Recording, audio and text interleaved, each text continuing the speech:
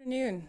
Happy Paramedic Services Week and welcome to the Alberta College of Paramedics' first ever fully virtual annual members meeting. Thank you very much for joining us. This meeting marks the fourth annual members meeting for the college. These meetings began in 2017 when Council and the college set out to begin a new legacy, one where we established regular touch points of clear communication with all regulated members that we serve. We are very excited to be one of the first organizations using a virtual platform for this meeting and are proud that we had already been moving towards this responsible, modern method before our world was so heavily changed by the effects of COVID-19. While this year's AMM is different because we are not all together, and trust me, I'm struggling with that, trying to connect with the camera, we are able to continue to follow our established format of sharing transparent updates on activities of the Council and College.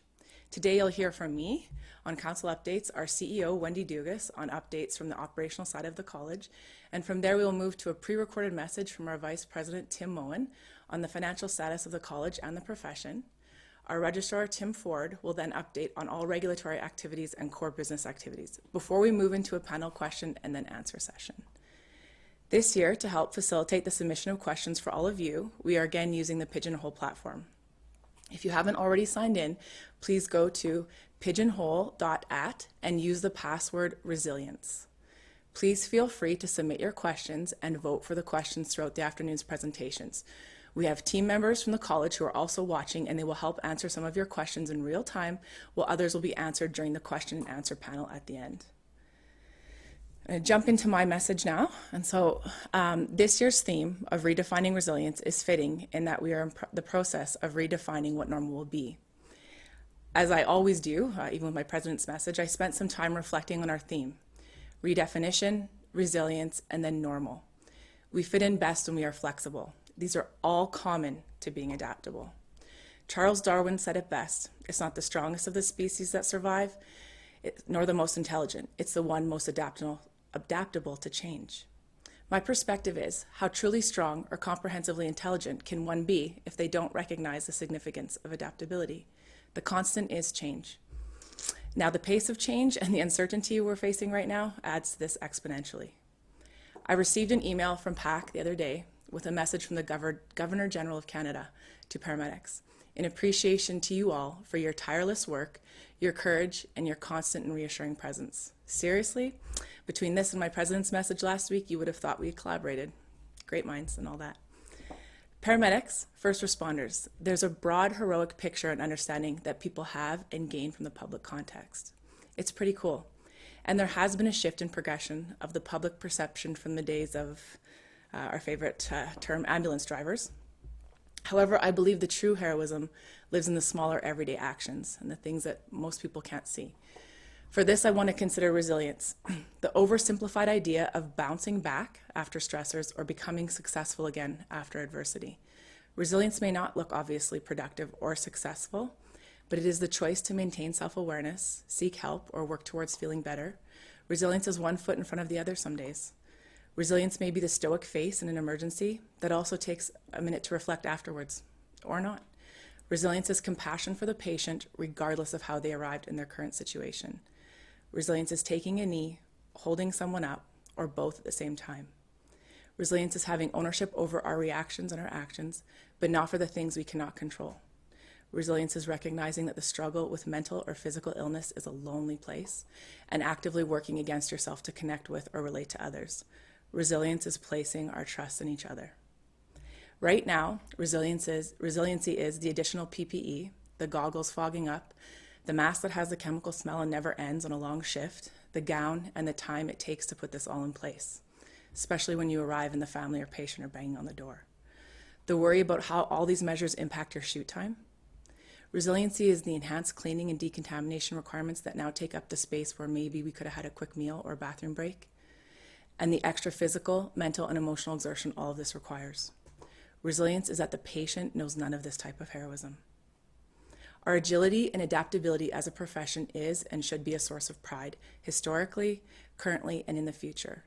That service and kindness you tirelessly extend to others, please ensure that from time to time you extend it to yourself. I'm going to talk a little bit about what the college has done since the pandemic was declared. And we've been actively monitoring the healthcare landscape. We had the opportunity to virtually meet with the health minister late April and ensured that we conveyed that we stand ready to support the healthcare system. We collaborated to ensure ACPs and PCPs were enabled from a regulatory perspective to perform nasal swabbing, and we enabled a courtesy registrar to be agile and add capacity. It is better to have and not need than need and not have. The experience of establishing these responsive measures are valuable in themselves. We also spent some time deliberating on the 2020 continuing competency requirements and adapting to our current circumstances. The pragmatic and appropriate thing to do was acknowledge the learning, understanding, and skills that we are all culminating from navigating this global pandemic as more than sufficient for this year's credits. I would like to take a moment to sincerely thank each and every one of you that has reached out and recognized these and other decisions, activities, and initiatives that have been taken by the college. It is a dialogue that helps me reflect on the past 6 years and distinctly provides for me validation that we have come a long way and to feel good about my contribution. This is my last annual members meeting on council, and when we look at the evolution of the annual members meeting alone, it is significant. I joke about this around the council table a lot, and I'm glad I've gotten to a place where I can joke about it. The year we raised fees, so I'll go 2015, the podium, it accidentally shattered on stage, and I actually believe for a second that me or one of the other councillors may have actually been shot. What a journey this has been. When I think back to 2014, it instantly brings a smile to my face about my naive desire to be the change I wanted to see in the world and what I thought being on council would be like. I had not a clue about regulatory governance, and I'm still learning. I knew I really didn't like the college and that someone had to do something. Luckily, I was just the girl. I remember being so nervous to do my speech for all of you, and then you put your faith in me. I want you to know that not for one moment have I ever taken that for granted, and during the tough times, and there have been tough times, that choice you made is what kept me here, so thank you. I want to share some of the things I'm most proud to say I was part of during my time on council. The strategic plan. And if this sounds easy, trust me, it was grueling. When done right, it provides an opportunity to look in the mirror and check your intentions or your bias. And for that reason, some organizations have a few key people hide away for a day or two, bang it out, and what it is some trendy jargon on a piece of paper that you can point at, kind of like a flashy accessory. Instead, it needs to be the lantern guiding you down the path, the truth you come back to in your decision making to ensure you are being accountable to your commitments and your stakeholders, and that you are consistent. It is imperative so that you can measure success. Imagine taking a long road trip without a destination or a GPS. Some people like that, not my thing. My key learnings are that, strategy needs to be fluid and collaborative and inclusive process. Our pillars are collaborative governance, trusting relationships, see, I emphasize that one, regulatory and operational performance, and public and profession focus. The thing I'm most proud of inside of this was the strategic objective centered around our shift in thinking that service to our members is in the public interest and that they are not and should not be dynamically opposed. It is imperative that you, as a stakeholder, share in the trajectory of this profession. You were consulted, your contribution resonated. So please, next time the request goes out for consultation on the strategic plan, answer the call and be active in forming that strategy. The next thing I'm proud of may seem a little silly, but for the love of all things holy, a complete bylaw review and switch from the council governance policy suite to the council charter. And just to give you a little insight to that, have you ever tried to review and revise a rule book with 12 people, line by line? I liken it to marital counseling, but full day sessions, and a number of them. We did it, and the documents are fluid and agile. They make sense, and most of all, the completion of this demonstrates a strong and functional relationship between council and administration. This annual review is so much easier when you keep an ongoing log and environmental scan related to both potential and necessary changes. Another small but big win in my book was the council milestone calendar and action log. These items may have earned me the perceived title of Dragon Lady in the early days, but the new leadership team has really run with these, and now they are a well-oiled machine that keep us accountable to what we are going to do and help councillors new and old know when to expect some of our annual and regulatory activities when they're scheduled or required. One of the more difficult things to do was the necessary decision to split the ED and CEO from the registrar role. What a massive job that was, and the ability to meet all the necessary organizational objectives from a span of control perspective inside of one position, it just wasn't realistic or fair. Now, our CEO runs the business and ensures that we have the necessary business acumen, process, and policy in place to meet our objectives, legislative and ethical requirements, and manage risk, while our registrar focuses on the regulatory work and the core business functions. The arrival of our Strategic Communications Director brought with it marked change in the intention and the way we communicate externally and internally. Having a member survey now with a baseline and subsequent survey that demonstrates our commitment to understanding you, our member, acting on your feedback, and improving the member experience and perception of the college, it's been extremely gratifying. It gratifies that naive girl in the beginning. I need you to know that you have an advocate, and she has worked in your corner silently and all along. I'm not going to say her name, but the college's executive assistant is the human definition of grace, strength, and commitment to the paramedic profession, and I am extremely grateful for her. Finally, one thing that I am most proud of is the thoughtful, engaged, intelligent, and inclusive table I sit at. It is so much further along in terms of diversity than when I arrived. I'm incredibly fortunate to serve and deliberate with this council. Rest assured, they are in service to this profession and our regulatory mandate. Society had a big part in our progression on diversity, as does the government, but in terms of types of practice setting represented, it is such a different room. Industry, metro, community, and integrated service all have a presence at our table. Of note is the inclusion of the integrated fire medics. As a safety professional, I have always admired fire prevention systems and how they have eliminated and reduced fire events, as well as the concept that in order to progress or lead, you must first serve your cohort, and you must first be able to follow. There are valuable lessons to be shared and infrastructure and policy to be leveraged across the practice settings. In closing, my time on council has been one of the most challenging functions I have ever undertaken. And there were times I seriously thought I was letting you down and should consider resignation. Thanks to my spouse and the example I need to be for my children and some key colleagues, I dug in and I grew. I want to be clear that every single person that I have worked with, in proximity to, and interacted with during my time on council has demonstrated sacrifice and commitment to this profession. I respect you all, and I want to thank you for enriching this experience. In terms of give a damn, this profession is abundant. I'm excited for this year's election. We have some strong competition. I wish all of you the best of luck. When I started out, there was a lot of competition for different reasons than there are now. It is so important that if you are having an issue, concern, or even positive feedback, please reach out to the college and contribute to that crucial ongoing calibration. Having mechanisms for dissension is imperative. We want to know and we need to know. So please come forward respectfully, productively, and open to new perspective.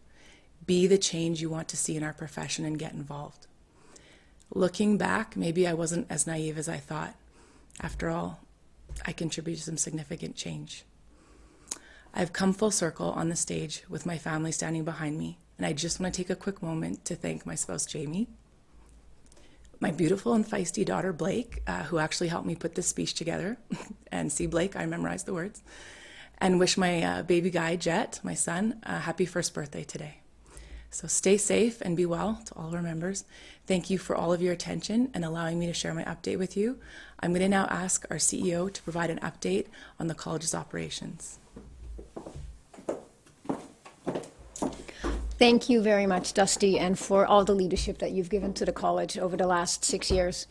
It's very exciting to be here at our first virtual meeting. The decision to go virtual was made pre-pandemic to facilitate increased access and participation for our members. Hopefully this platform will allow many of you to watch and hear the college updates and ask any questions you may have. I would be remiss not to take this opportunity to recognize the incredible efforts of our members during this unprecedented time. You have all played an important part in navigating this pandemic. It is now my pleasure to share some operational highlights of the past year. First, I want to update you on the impact of the pandemic on our operations. Due to the spread of COVID-19, the decision was made to start working from home as of March 17th. As a precautionary measure, our IT department had set up and checked everyone's remote desktop connections and security the week prior, and we were able and ready to transition to a remote environment quickly. This new working situation has been a change, but for the most part it went smoothly, and we were able to maintain all operational functions as usual. At this time, we are working on our return to work guidelines and procedures, but have not yet established a date when our staff can return. The priority will be to provide a safe work environment for everyone involved and to follow the recommendations from the Chief Medical Officer of Health. Next, I would like to talk about our office move. This was a big project that involved many of our team members. The lease of our previous building was expiring, and it being an older building, there were problems with the HVAC system, plumbing, as well as noise concerns from neighboring businesses. We secured a new lease in Southeast Edmonton. The new space is smaller, but houses more workspaces due to the efficient layout that was created. The move was scheduled for January 16th, but as you may remember, there was an extreme cold spell that week, but we were able to move in on January 20th. The leasehold improvement allowance from the landlord paid for the renovations. Due to a recertification of the square footage, we did lose some of the leasehold improvement budget and spent $50,000 on office improvement. On the positive side, however, our leasable space was reduced by 882 square feet, resulting in rent savings of over $175,000 over the next 10 years. So that means that we achieved a net savings of $125,000. The college signed a 10-year lease with the option to renew, and this will provide predictable expenditures for the next decade and will help us with business planning and budgeting. Now, being in a new office space has been a significant improvement of our previous surroundings. However, that's the bricks and mortar. Also of great importance is our desire to be a great employer. We organize a snack break with all staff once a week to bring everybody together and connect. Sadly, this has been postponed for the time being. The communications team distributed a weekly newsletter with updates, milestones, and fun facts. We also implemented a tool called Office Vibe to measure employee satisfaction and engagement. It's a survey-based system that checks in with staff once a month. The feedback from this tool allows us to continually evaluate how we are doing and keep evolving as an employer. I'll also quickly touch on the piece of land that the college owns in Sherwood Park. It is still listed for sale. We have not yet received any interest or offers at this time. The current economical climate is a challenge, but we will keep the listing active and are working with our broker to keep promoting it among their network. On the financial side of things, the annual audit took place in October of 2019. This was a shortened year as the college's fiscal year was adjusted to align with renewal. Going forward, the fiscal year will be October 1 to September 30th. The college received a clean audit and detailed financials were shared with all of you. We finished 2019 with an excess in revenue of expenses of $180,000. The majority of these savings coming from a significant reduction in legal fees, temporary staffing vacancies, and reductions in IT, banking, and council expenses. To be conservative, and on the advice of the auditors, $260,000 was written off from the land value, and that left us with an $80,000 overall deficit. This is, however, just an accounting loss, and further adjustments to the value of the land are not expected in coming years. Should the land sell for more than the appraised value, it will lead to a gain again at that time. In November, Council approved the 2020 budget, which was projecting a small deficiency of $35,000. Administration would be looking for further savings throughout the year to bring this to a break-even budget. And one of these efficiencies is hosting today's meeting virtually. So everything was looking pretty positive on the finance side until COVID-19 came along. Now, as I said, most of our operational functions were able to continue, but the biggest challenge is not being able to host exams. And Tim Ford, our registrar, will touch on this in his update. Not having exams is resulting in loss of revenue, not to mention hardship for everyone who needed to take the exam. On the positive side, we're also not incurring some of the exam overhead costs. However, some fixed costs remain in place. Our finance department is readjusting forecasting on a monthly basis, but we are anticipating that the year could end in a modest deficit. Now, overall, a deficit shouldn't place the college under undue pressure as we have an operational reserve in place, and the administration team will keep taking advantage of cost savings wherever possible. In order to strengthen our corporate oversight and governance structure, an Enterprise Risk Management Committee was formed in January. The goal is to build a comprehensive risk management framework that will position our organization to be resilient and mitigate current and future risks as best as possible. Our VP of Finance and Risk Management, Tim Moen, will provide further details on this in his update.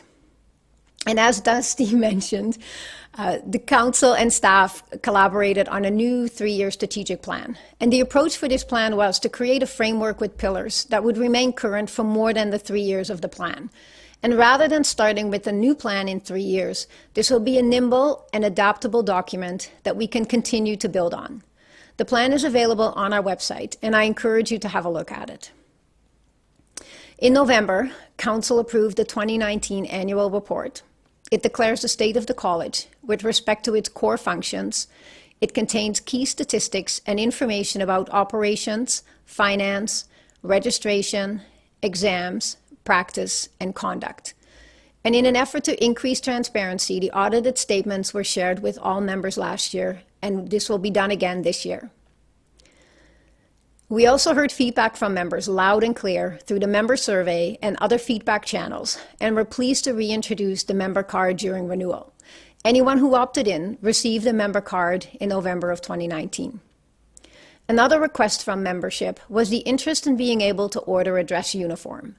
In the past, this had been offered through the college, so one could identify as a member of the profession for various formal occasions.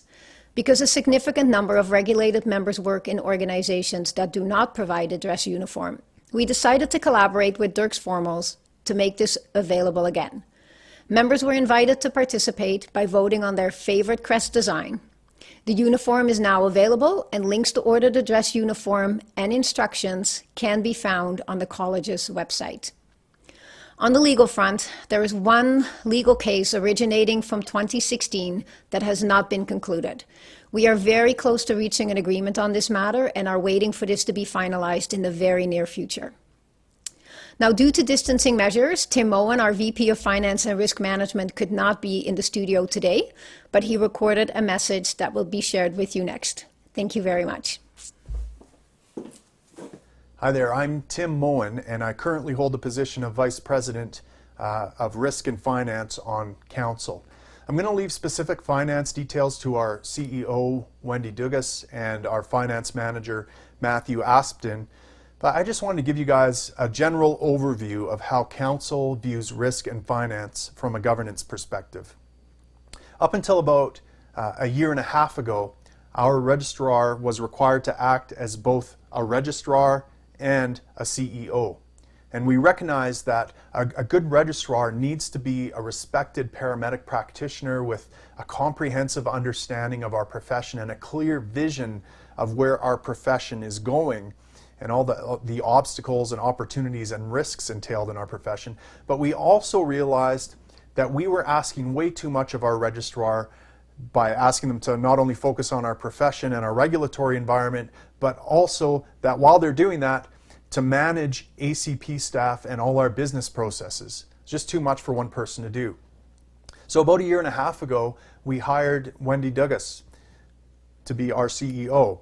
Wendy brings with her a wealth of knowledge and experience running nonprofit organizations and has exceptional business and managerial acumen. Our registrar, Tim Ford, is an experienced and respected paramedic practitioner who's incredibly thoughtful, conscientious, and deliberate in overseeing our profession and advising Council on obstacles and opportunities appearing on our profession's horizon. The decision to split the roles and hire Wendy and Tim has been very positive from a risk and finance perspective. Wendy has streamlined operations, trimmed organizational fat, and found efficiencies that have kept us on budget while also making us more effective as an organization. And Tim has identified obstacles and opportunities appearing on the horizon.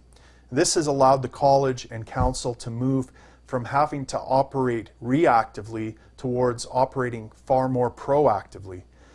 An example of the proactive approach I'm talking about is the formation of the Enterprise Risk Committee.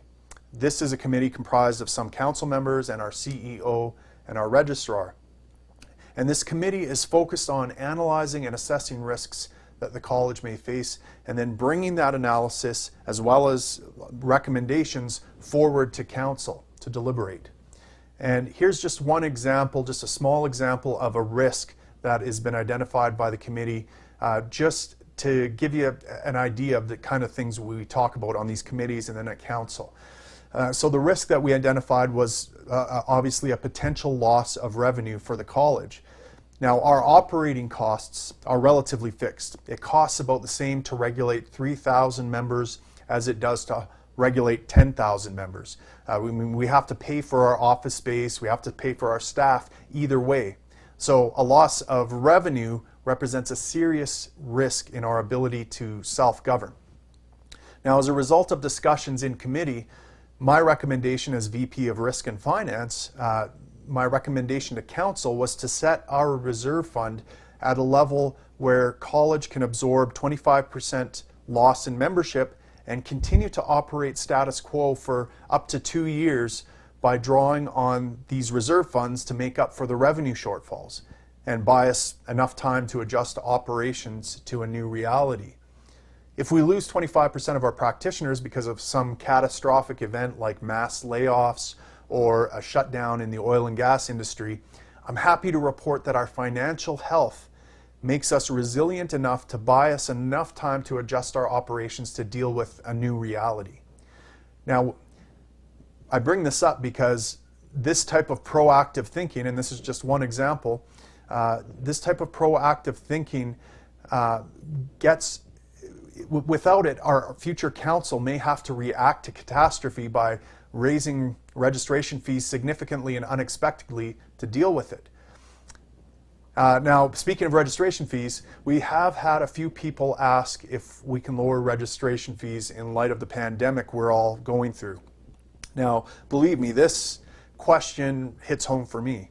I have 2 daughters who are new paramedic practitioners, and they are struggling to find employment right now, and I imagine there are a lot of others in the same situation. And I would love to be able to lower fees to not only help my daughters out, but help all these struggling practitioners out. But unfortunately, college operating costs are fixed.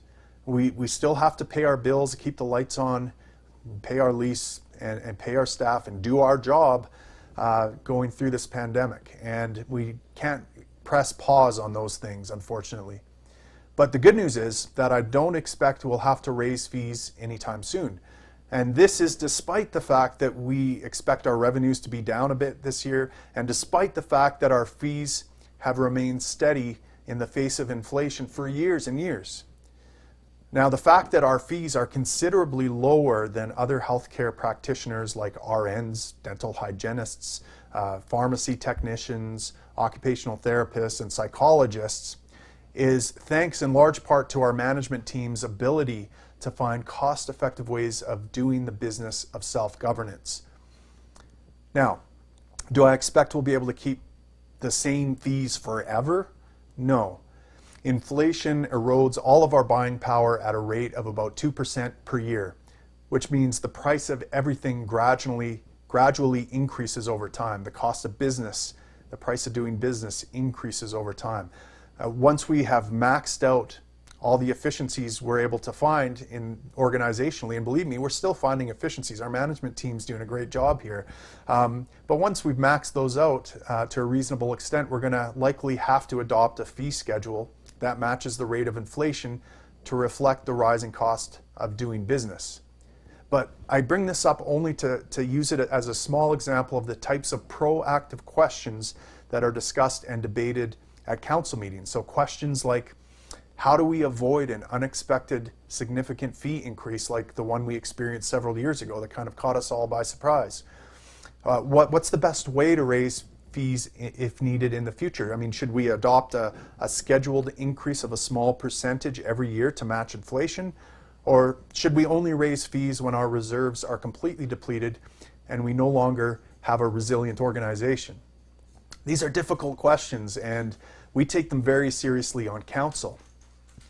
As I come to the end of my term on council, I'm proud of the work we have done to build a cost-effective organization under the HPA. We are resilient and healthy from a financial perspective, and we're proactively managing risk. But we can't rest on our laurels. I mean, this summer we will elect 3 new council members who will have a lot of questions to consider as soon as they slide into their roles.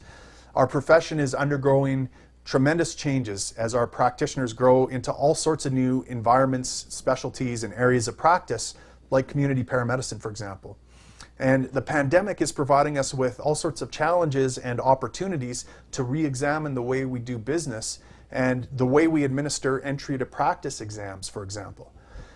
The economic future of Alberta and Canada is uncertain, and we need to prepare for this uncertainty. So if members choose to have me serve again on council, I look forward to continuing the work we've started here and providing a continuity for the new council. If this is my last time addressing you all, I thank you so much for your support and your engagement with the college over the last few years, and I'm confident that the college will continue to be an effective organization going forward. It's in great hands. Cheers, guys.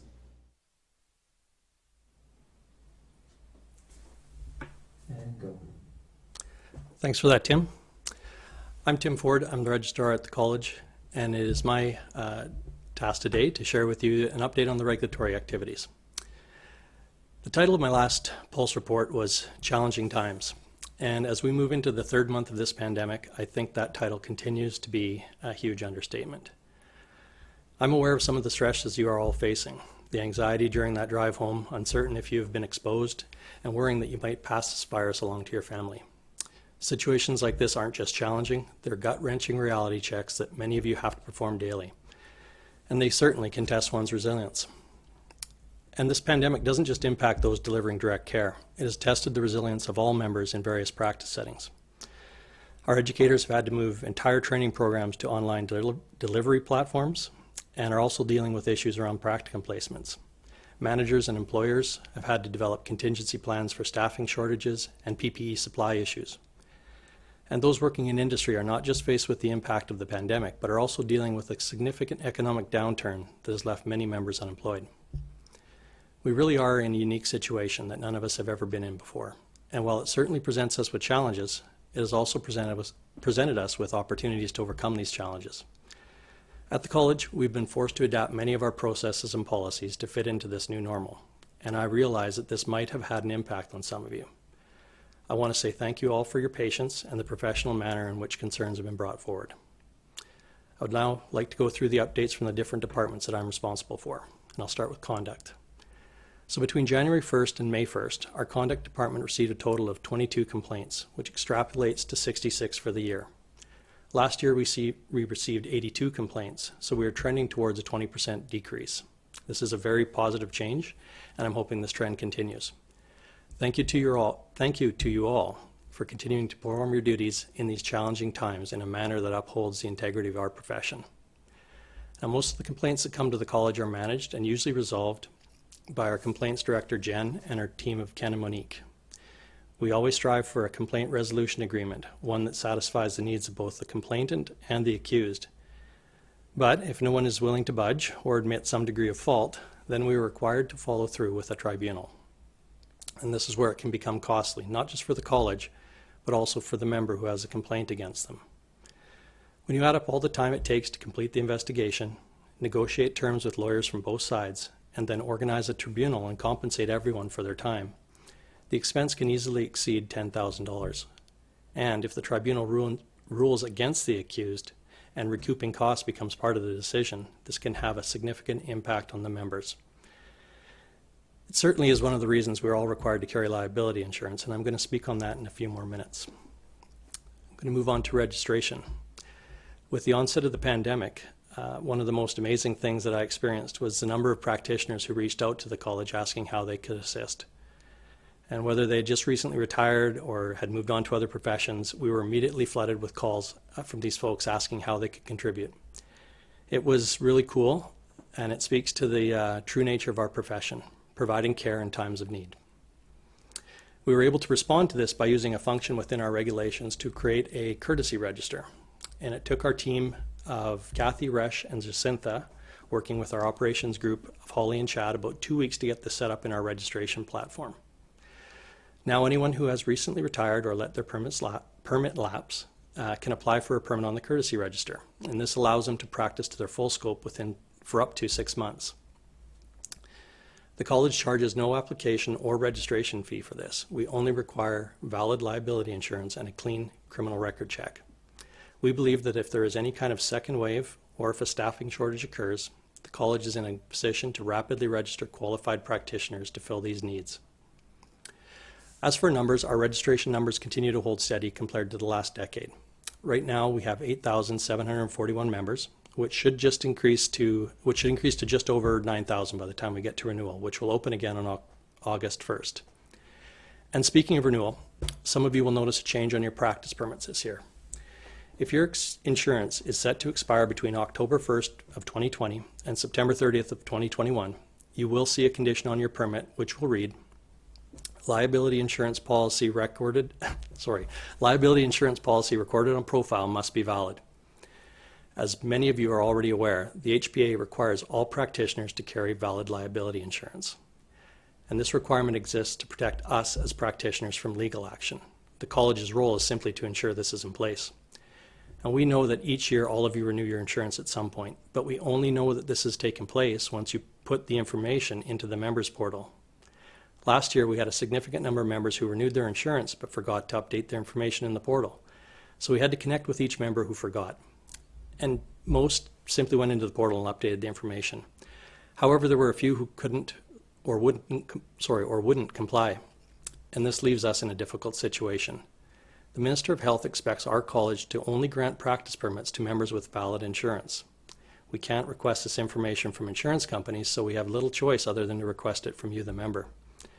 If for some reason you choose not to provide us with this information, then for your own sake, we will reserve the right to suspend your permit until this information is provided. Now, does that seem harsh? Perhaps, but let me ask you, who benefits from you carrying liability insurance? Aside from the insurance company, the only other party that benefits from this is you.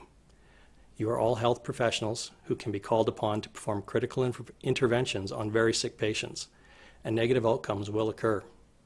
If you are sued as a result of the care you provided and are not carrying liability insurance, the consequences could be devastating. Our liability insurance costs between $50 and $60 per year, and in other health professions, having this protection in place is simply a no-brainer. And the college doesn't want to see any of our members facing a financially devastating outcome. So the condition will be in place as a reminder that valid liability insurance information is required to be updated in your member portal. Now, two of our smaller departments, yet ones that are most frequently contacted by members, are practice and continuing competence. If you've ever called us with a question related to your practice, you've likely spoken to Tanya. Along with answering questions from practitioners, employers, and the public, she has also been working on revising our standard of practice document. As I've mentioned in our previous updates, our code of ethics and standard of practice documents were in need of revision. And last year we completed the work on our code of ethics. We'll be revising the standard of practice in a similar fashion by sending it out to you, our primary stakeholders, for consultation along the way.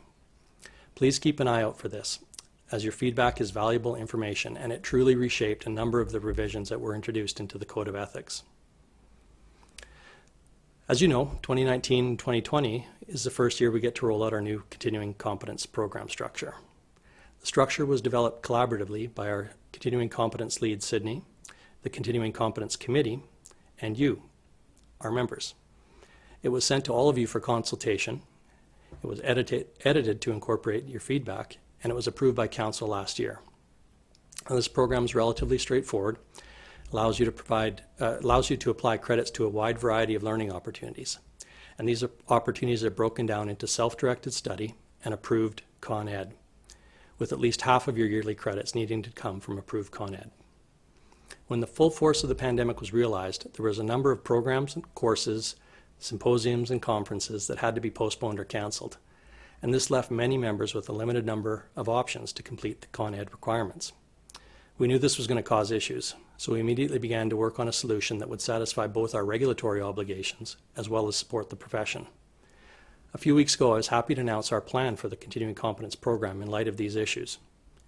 We truly believe that COVID-19 has provided an abundance of learning opportunities specific to paramedics, a heightened focus on PPE and infection control, greater knowledge of virology, and a greater understanding of transmission modalities, are just to name a few.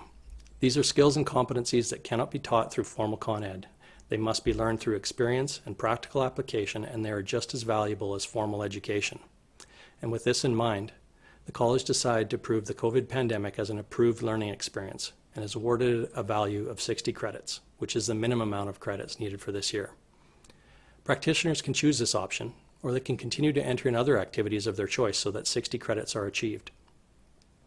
For those members who had completed their 60 credits prior to this option becoming available, I would like to acknowledge the level of professionalism and dedication this shows, and to remind all members that the option to enter other learning opportunities still exists.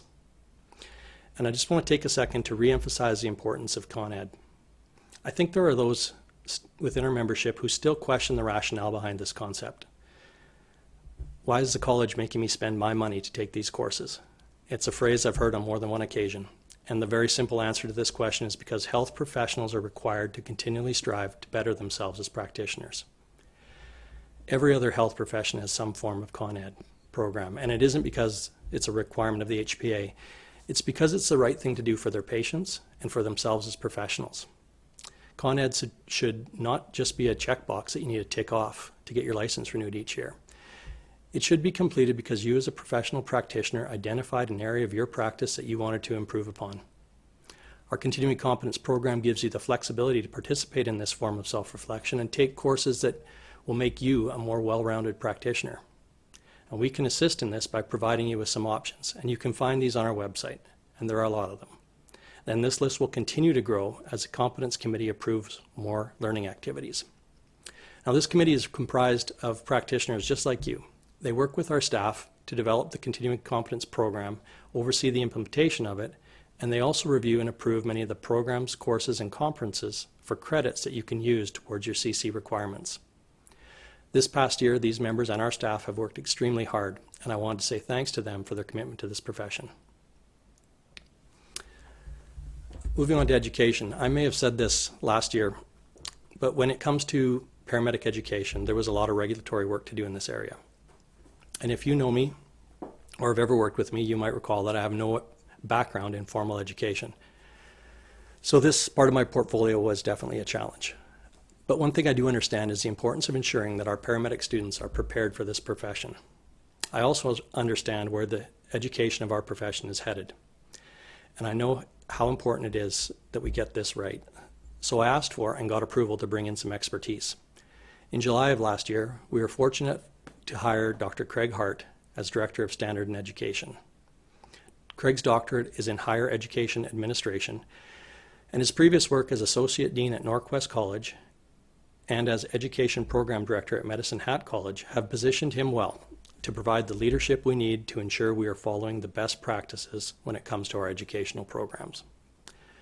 One of the most significant outcomes to date was the reformation of the Educators Program Advisory Group, or EPAG. This group consists of representatives from each educational institution that provides training to our members. At these meetings, we've been working collaboratively to ensure that our educational programs are all aligned and current, and that they're prepared to take the next steps in advancing the education of paramedicine in our province. Craig has also been responsible for revising and reintroducing an important regulatory component related to the approval and review of our existing programs. This will serve to lay the groundwork for any future changes to our programs. Our college now has a robust process to ensure that our educational stakeholders continue to produce exceptional students ready to enter our profession. Last but not least is exams. In 2018, our AMM was held in Calgary, and if you were there, or if you watched it online, you may recall that there was a presentation on our exam process. At the time, I had recently taken on the interim role of registrar, and I was just beginning to understand how much work went into making the Alberta paramedic exams not only rigorous, but also fair and defensible. Our exam team of Judy, Cheryl, and Serge are supported by a dedicated group of members who work on multiple committees and as examiners. Without the dedication of our staff and our members in this process, we could have never gotten to where we are today, so thank you all. Our exam's come such a long way since the days when I last wrote it, and it truly is one of the most rigorous and defensible paramedic entry to practice exams in the country. Now, in the past couple of years, there have been a number of factors that have surfaced that have had an impact on our exam. There have been changes to OH&S regulations, changes to federal labor mobility legislation, an economic crisis in our oil and gas sector, and of course, the pandemic has played a significant role. All of these changes have forced us to take a hard look at our processes, and there are some realities that we're facing that are going to continue to affect our exam. Primarily, and probably most significantly, the COVID-19 response has forced us to postpone our exams. The way we deliver our exams does not comply with the current social distancing restrictions, as our written portion is an in-person pen and paper exam, and our clinical assessments are also face-to-face. Postponing our exam is certainly not something we want to do, but we simply have to, until we can implement some changes to how we deliver our exam.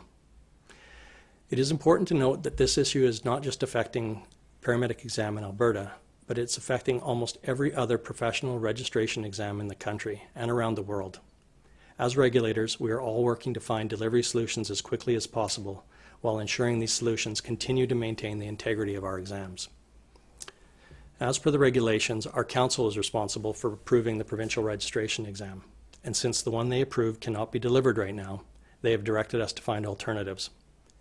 The first step in this process is moving our written exam into an online delivery format, which is already well underway.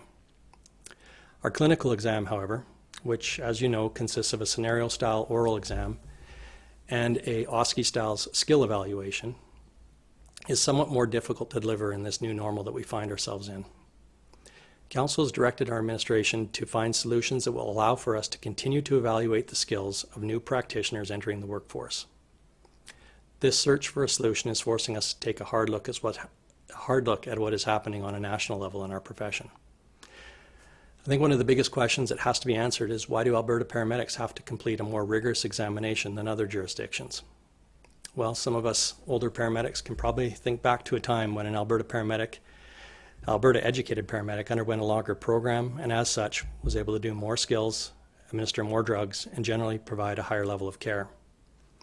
But times do change, and since the introduction of a national competency profile, first put forward by the Paramedic Association of Canada in 2001 and revised in 2011, we've been seeing a leveling of the playing field across all provinces. All paramedics now are being educated to essentially the same competencies or standards. Further, in 2010, the Canadian Organization of Paramedic Regulators developed a national entry to practice exam, which currently 6 provinces use as their provincial registration exam.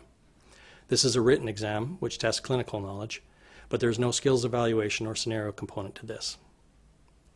So in April of 2019, we reestablished our seat on the board of directors of COPPR, and we've been working with their exam teams to try and get a better understanding of their processes. When we think of this profession on a national level, a good argument could be made for having one national exam. However, if we are ever to consider making such a switch, we would want to ensure that we continue to offer a high-quality exam to our new practitioners. Now, I strongly believe that our profession is, to some degree, a skills-based profession, and as such, I would like to see some kind of OSCE or skills-style testing in place to evaluate the skills of new members who are just entering the workforce. Ideally, I'd like to see a national exam that evaluated both knowledge-based competencies through a written format, as well as an OSCE-style exam to evaluate skills. This would put us in line with doctors, nurses, and RTs who all do this as part of their national entry to practice exam. So while this might be a lofty end goal, there still are the realities involved with delivering our exam for those students who are graduating from programs in the coming months. Council has recently approved allowing us to suspend the clinical-based portion of our exam until such a time as we can best determine how to move forward with this. This decision will allow us to focus on finding a solution to deliver a high-quality online written exam, and once this is in place, get these new members out into the workforce. So as we move forward with restructuring our exam processes and implementing tighter controls on liability insurance documentation and managing any of the other regulatory challenges that may come about, I recognize the solutions that we develop will have an impact on the culture of our profession. I always appreciate the feedback we get from members. It is almost always delivered in a professional, respectful manner, and it helps us ensure that the decisions we make align what is happening on the street and in the profession. I encourage you to continue to reach out and ask questions. Provide us with insight or tell us what we're doing right or where we can improve. I want to close now by saying how proud I am to be part of this profession. Over the past few months, we've been hearing more and more stories of how our members are pulling together and helping each other out during these difficult times, all the while continuing to provide excellent care to Albertans. These really are unprecedented times, and watching this profession redefine resilience in the face of this pandemic has been truly inspiring. Thank you, stay healthy, and stay safe.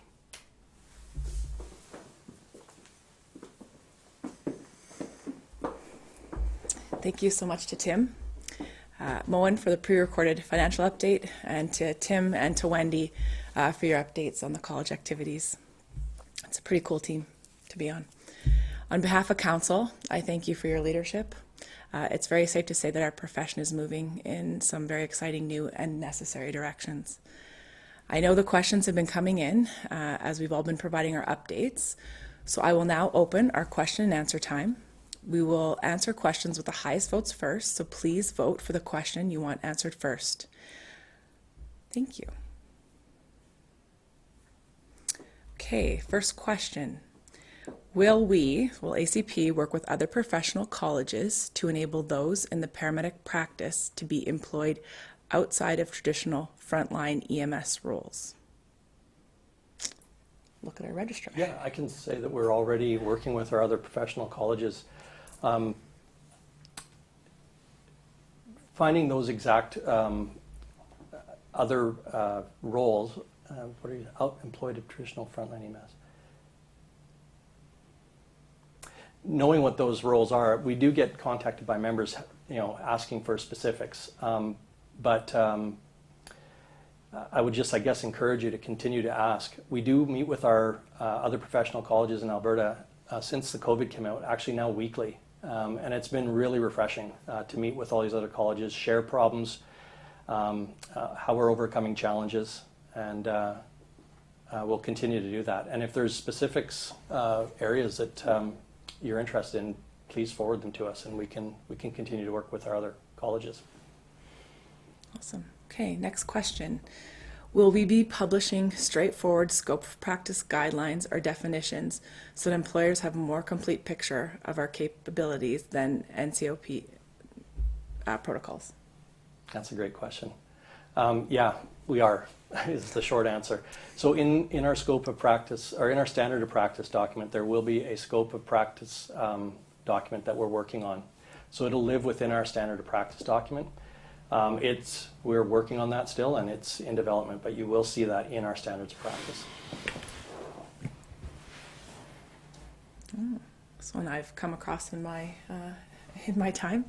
Can AHS, as an employer, allow their PCPs to administer Tylenol, Gravol, etc., under medical control protocols, or are individual medications restricted under scope of practice? And they thanked us for that. Yeah.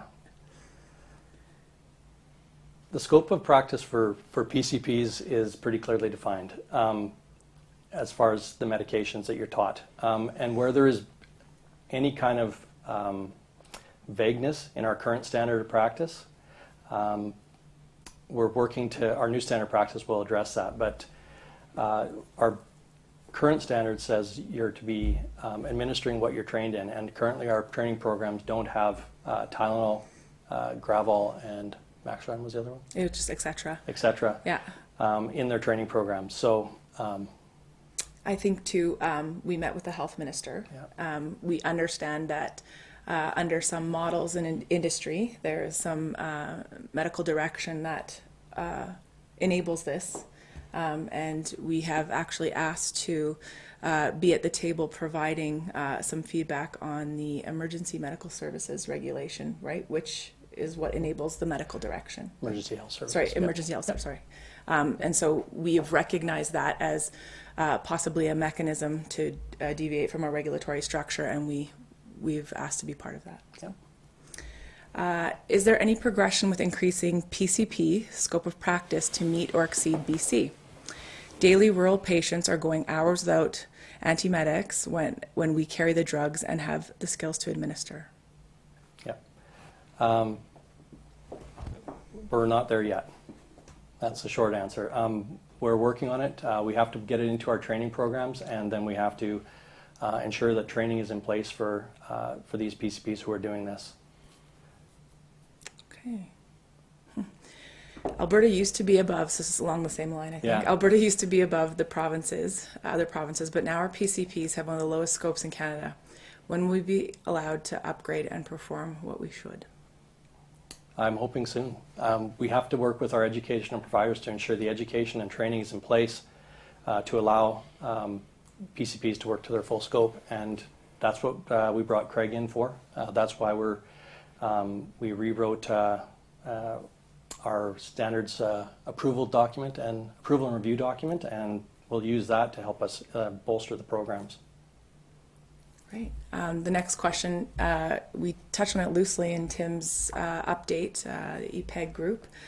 So what is the college doing to advance the profession towards the 2025 Canadian paramedic vision, which is has been said to be degree entry to practice, and we've been doing a lot. Dr. Yeah. Craig, right? So if you wanted to. Yeah, elaborate. I mean, I think one of the biggest pieces we realized is that we didn't have a lot of the groundwork laid out from a regulatory perspective with our with how our educational programs are reviewed and approved. And bringing Craig in, we've got the groundwork now laid out. Now we're in a position where we can start implementing some of the these factors. And keep in mind, Craig's been with us 11 months now, so I think we've made some strides.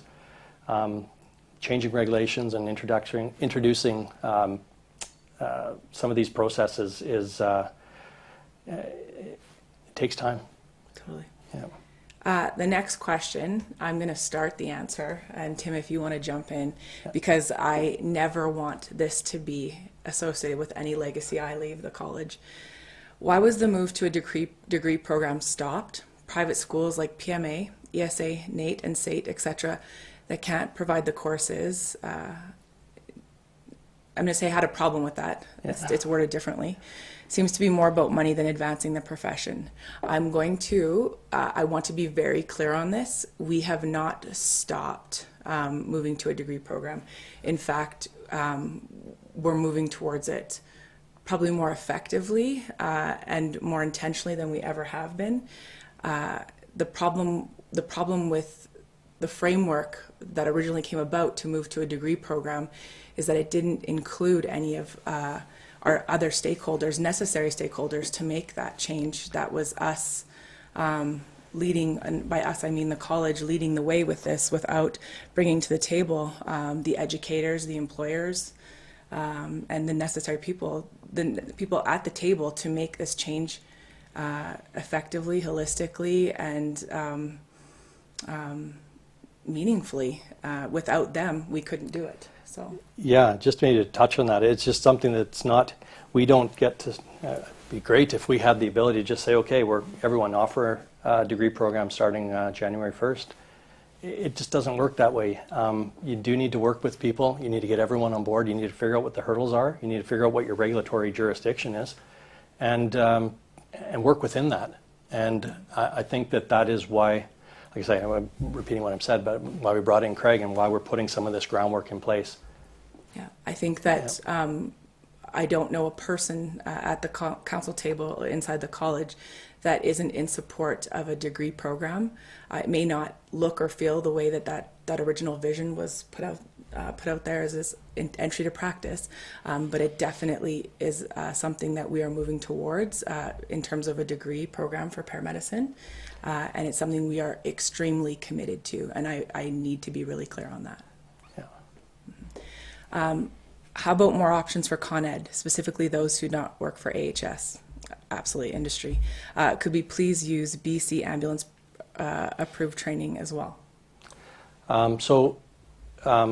The Con Ed page, I just checked it yesterday. I was looking for something specific. It's 9 pages long on our website. There are a lot of options, and we continue to approve more. The BC options would also be an option as well. We have to access it. If right now we don't have access to it to look at it and review it, but if we were to have that access, it could go in front of the Continuing Competence Committee. They could review it and approve it. So as we go along and the Competence Committee sees more and more submissions for Con Ed, we can continue to review these, and that 9-page list on our website will continue to grow. Yeah, and I think this is where, back in my my speech earlier, I said it's nice to have industry at the table, because we've talked about this a lot extensively at the council table, and so this just isn't a council wish that maybe administration is not prioritizing. This is a desire by the Continuing Competency Committee, the Registrar, and Council to be agile and provide you options to meaningfully meet your Con Ed requirements. So this is another one near and dear to my heart. What is the college doing about FMR and the ever-increasing scope of practice that is present within this group? There are currently FMRs giving ketamine and other medications with little training. This is also what we alluded to earlier with this medical direction mechanism for dissension over the regulatory framework, and there not being a good understanding between those legislative pieces of work. So this was something we actually raised with the health minister. I don't know if you want to... Sure, yeah, I mean, as far as what we're doing, we recognize that this is hugely impactful on our profession, and so we wrote to the health minister about it and actually got a meeting to talk with him about it. We're trying to get him to understand the impact this is having, and I think our next step would be we hope that meeting leads to a meeting with the Minister of Labour to discuss MFR situation, because the MFRs aren't under our jurisdiction, so it is a little tough. We have to kind of work with government to get them to understand how this is impacting us, and then make sure we speak to the right people. So this MFR does fall under Minister of Labour's. So that's our next. So the other piece of legislation at play here is the Occupational Health and Safety Code, which enables this via a very broad definition of who can provide medical coverage. So that this is why we need to speak with Minister of Labour, and the Health Minister was more than happy to make that connection for us and give us an opportunity to maybe approach this with the Minister of Labour. So. Next question is, what is the status on ACP mandating ACP approved preceptors?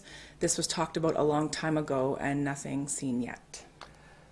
Yeah, I'll be completely honest and say we haven't been moving the needle on this one much at all. Currently, HS preceptors are meeting our demand, I suppose, from what I hear through our schools. And so making an ACP approved preceptor, we're not there yet. I don't know,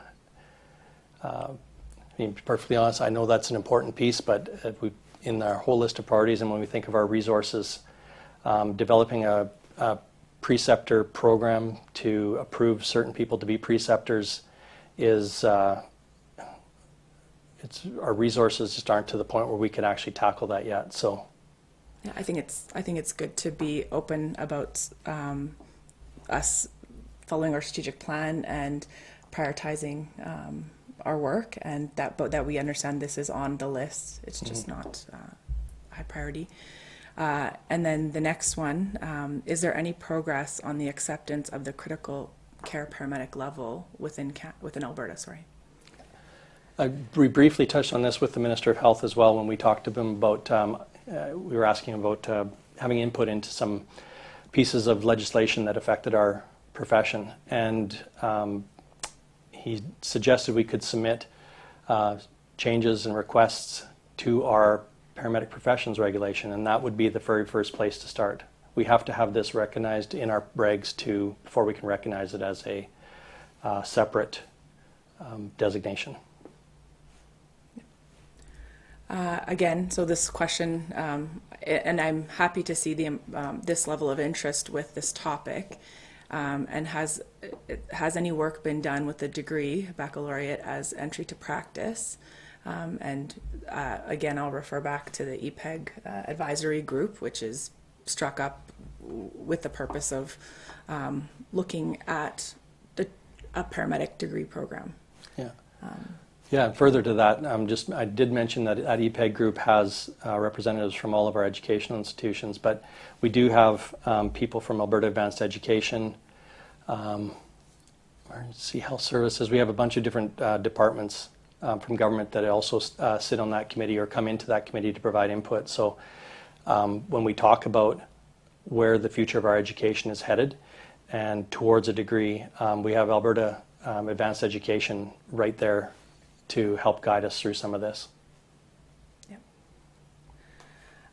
Will the college work with other institutions to allow our members to take courses through colleges or universities to meet our Con Ed requirements? Currently need to be in a program to take the courses. I do know that we have some with Grant MacEwan, MacEwan University, that you can take individual courses. If there are specific ones that you have in mind, to whoever asked that, I would suggest sending them in and we could look at it, because there are individual courses you could take at some of the educational institutions that don't require you to be in an entire program. But if there's something specific you're looking for, we would probably have to address each one of them specific requests individually. So, and I think that goes back to, if I can reiterate, there's a commitment from the college as a whole to be agile when it comes to Con Ed. So please make us aware of specific courses you have in mind so that we can evaluate them and their intricacies on a case-by-case basis. And yeah, that's really good to remind people that if there are things that as people submit more things, we're going to approve more programs. We've got, like I say, 9 pages of options right now, but I would like to see that to be 18 by next year, and maybe. That sounds good. Yeah, I mean, but it does require, and we just can't go out and find all the courses and gather them. We've got quite a few, but if there's ones out there that you're interested in, submit them, and we can look. Submit them, interact with us, and that's what we're looking for, is your support. So, I feel like kind of to even read this out, but I'm going to say thank you, Joanne. Super impressed with the well-organized virtual meeting, easy to register and log in, well-articulated council and staff members, great representation for paramedics in Alberta. Good job. Thank you, Joanne. I'm biased. I like that one. But we do appreciate the feedback. On the way over here, I was on my hands-free talking to a colleague, and it's every year on the AMM, and I'm like, oh my gosh, I'm so nervous. And thinking about that, like, when is that going to end? Am I never going to be nervous public speaking? And I think that public speaking is something a lot of people are afraid of. So I had to cut myself a little bit of a break on being nervous. And thank you for that feedback, because this has been a nerve-wracking 24 hours coming into this. So thank you. Some schools have incredibly subpar practitioners working as instructors, teaching new practitioners. They can't do, so they teach.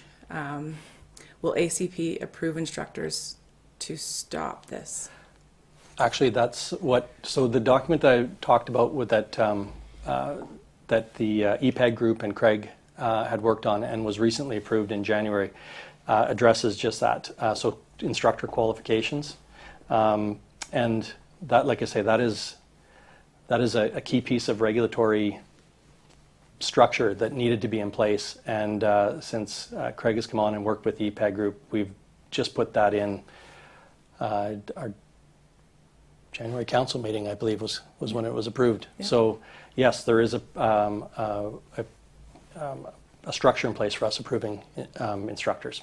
That's awesome. So I think that's a really key progression in the leadership of this profession anyway, but so awesome. Can the college comment upon work done to date to advance collaboration between the Alberta Paramedic Association and the college to support paramedic health and safety? I don't know. Do you want to? Yeah, sure.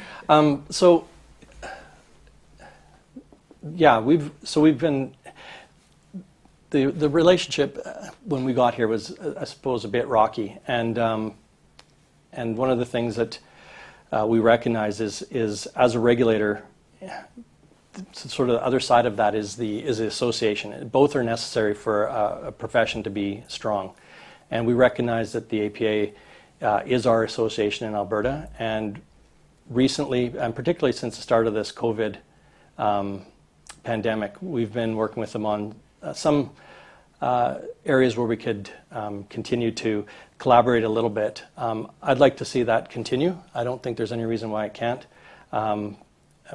Really, both of us are focused on the same thing, and that is making sure that our paramedics are well educated, well trained, and in a healthy place to deliver the care to Albertans. So I'd like to see that pursued. So APA reached out early in the pandemic to collaborate with us, and we're very appreciative they did that. It was a very respectful interaction, and we definitely look forward to more opportunities to build on that. So thank you to the APA. Will there be a way in the near future for a distance learning PCP program? As an example, volunteer firefighters who are ACP EMR regulated cannot attend a full-time program, thus cannot advance. That has been discussed, and it's not really a decision that lies with us. If an educational institution wants to do a distance learning program, they have to work with Alberta Advanced Education to do this. There's legislation, regulations that exist there that I'm not familiar with.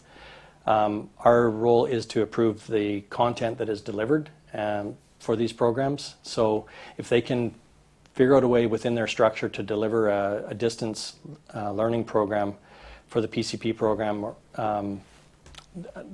that's kind of on them. But I know that work is being done. I don't know where that's at, because it's really not really our jurisdiction.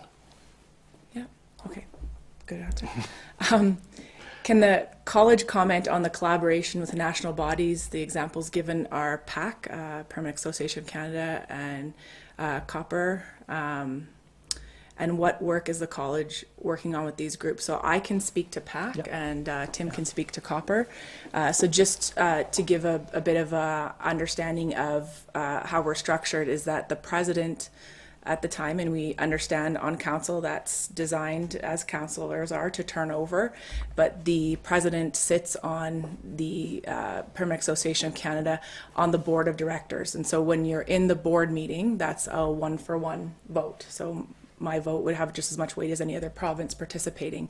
When we're in the AMM or annual general meeting side of things, our votes are weighted a little differently. It's weighted by membership. So I currently sit on the board of directors of PAC. And as for an update, we've recently elected a new president, Dave Dinez from BC. Dave's been on and actually been the chair, that's the wrong word. They're structured a little differently than us for a governance perspective, but he's been on with the PAC board of directors for some time, and so he's able to hit the ground running. He definitely has a commitment to being collaborative, and so what I'm most proud to say that we've made a decision as the board recently with PAC is to do a fulsome review, bylaw review, and build a new bylaw and governance suite. It's a little bit outdated, sometimes a little bit hard to follow and navigate, and that's important as a board of directors to be able to have a highly functional governance structure to operate within. So that was a really good decision by this board, and that was actually done in our January meeting. We have also moved to, previously there was 2 meetings per year. and that was when we came together. There's a national event every year in April, and then again, usually in the fall, centered around the PACE conference. There's usually a board meeting. We asked, and the board asked, to increase that to 4 times a year, and to just have a different structure to the meeting. So those decisions have both recently been made, and I'm looking to watch for the benefits of those 2 decisions. And I have no doubt that whoever succeeds me will add value to the PAC Board of Directors. And Copper? Yeah, so Copper, when I came on here, our college wasn't on the involved with Copper, and so we saw the value of having belonging to a national body of regulators for the paramedic profession. So in April, I think I said, of 2019, we reestablished our seat on the board of directors, and since then we've been participating in their exam working group as an observer. We've also been participating on an information sharing work group, which is a group that is formed to discuss all the regulatory hurdles that happen in each province and the labor mobility issues. And one of the biggest things that we've done in the last year at Copper is introduce a paramedic equivalency assessment system. So international applicants coming to Canada wanting to work in any one of our provinces goes through one point of contact to get their education evaluated, and then that report is sent to to the jurisdiction that person wants to practice in. It saves us as a college that time to an expense to determine the education from some of these international applicants, and it was a federal government initiative as well. So I think it was about just under a year, 9 months that it took Copper to get that set up and running, and that is now running as of December, I believe. So that's one of the main things that we're doing at Copper. Yeah, we're very happy to have revigorated that relationship. Yeah, So it's very appropriate. So. Yeah. This is a good question. Will there be mandatory diversity and inclusion awareness training as part of continuing competency? This information is absolutely essential and severely lacking in many areas across the province. A mandatory continuing competence? I think that's an I didn't go over too big a couple of years ago. No, but actually this is a good point though. When we talk about what we're putting into our programs, educational-wise, this is going to be a piece of it. As a continuing competency component, I'll say that we have not developed a diversity and inclusion continuing competency module. If something out there exists that is has been assessed by our competence committee as having value, I could see it being something we would offer. I'm a little hesitant about making anything mandatory. But that being said, it's certainly something we could.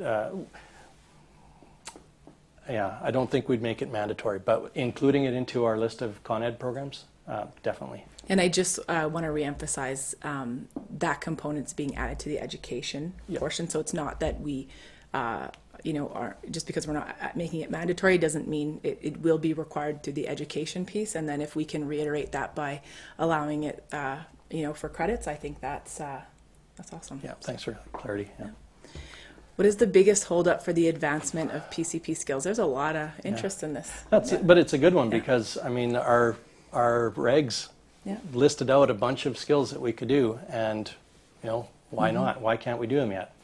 I think the biggest thing is ensuring that solid education exists to deliver these skills, and that doesn't mean to come out as a slight against our educational institutions. We just haven't given them the clear enough direction. So I think that as we're working with our EPAG group, we've been given them a list of modules, courses, things to include into their program that can help us, once a student or a practitioner has taken them, to help us remove some of those conditions that are on the PCP permit. So education we need to continue to work with our educational stakeholders to get that to happen. Awesome. Will the scope of EMRs be changing? I would say probably no. We just, January 1st of 2019, we just introduced new educational standards. So we have a longer EMR program. There are more things we're training on, like psychological awareness. There's a driving component. There's lifting requirements. We made a longer program recently, but it didn't really increase the scope as far as restricted activities of what EMRs can do. The answer is no. Okay. Can the college explain its intention to further formalize and develop the quality assurance systems that paramedics work under with the involvement of college members?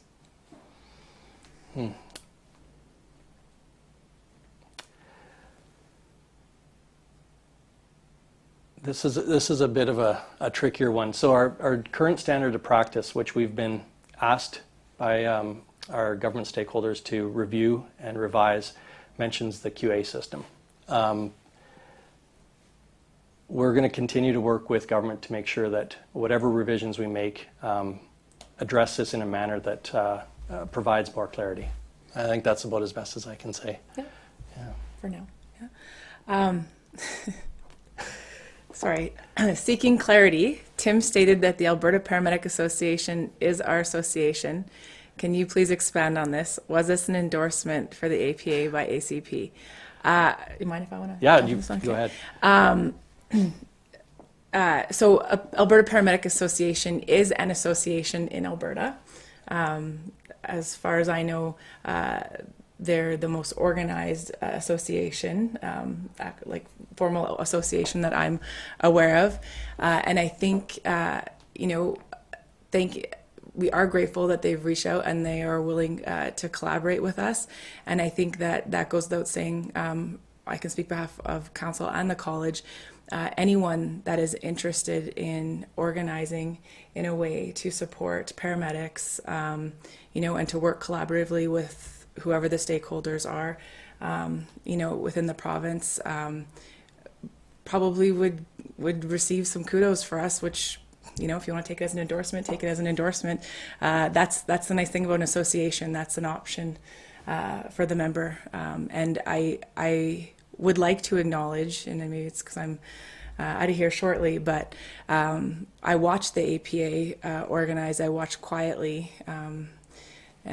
from the side, maybe a little bit, and I do have to say that a number of those people organized the APA and stood up the APA at a great deal of personal sacrifice, and what they were able to accomplish with the amount of people and the amount of resources they had is impressive by any standard.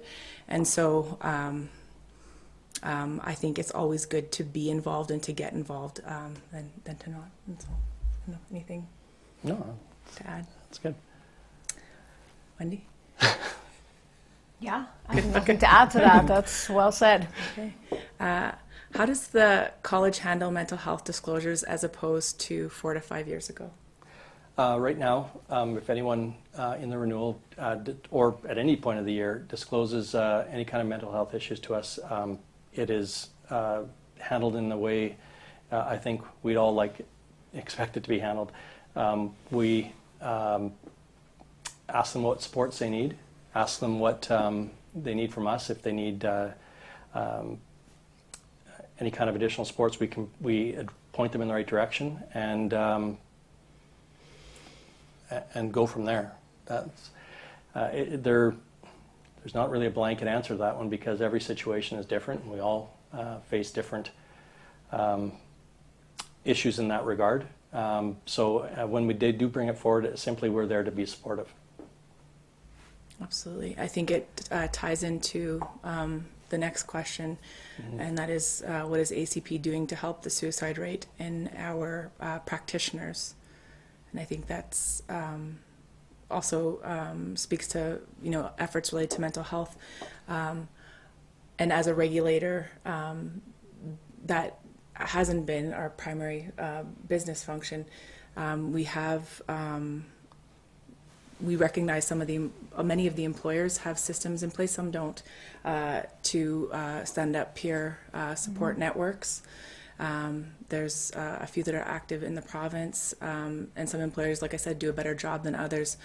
And I think the issue is, getting involved as a regulator could somehow inadvertently message that one is better than the other, or that, we have a preference. And I think we've recognized that we would like to take up some more space here, and it's been a conversation at the council table, but it's just how do we do that in a way that is productive and supportive to the various efforts going on around the province. I've referred to the Peer Support Network in Alberta. Critical Incident Report. Critical Incident Report. Jeff Sitch, Jeff Sitch's team, they've done a remarkable job. They've come in and did a presentation for us, and they've gone out across the province, and we've linked to those resources. But we definitely are contemplating at the council table how we could take up some more space. We just don't know what that looks like right now. Do you have anything? No, I think that was well said. The ability to transition into other medical roles from an ACP credential does not exist or is impractical. Is ACP involved with other colleges to assist? So is the college involved with other colleges to assist ACPs to become respiratory therapists, registered nurses, etc.? So we meet with CARNA once every 4 times a year, every 3 months, to discuss, and Craig's and I are on that meeting, so we discuss largely educational things and challenges and how we can advance our education within the framework that we're in.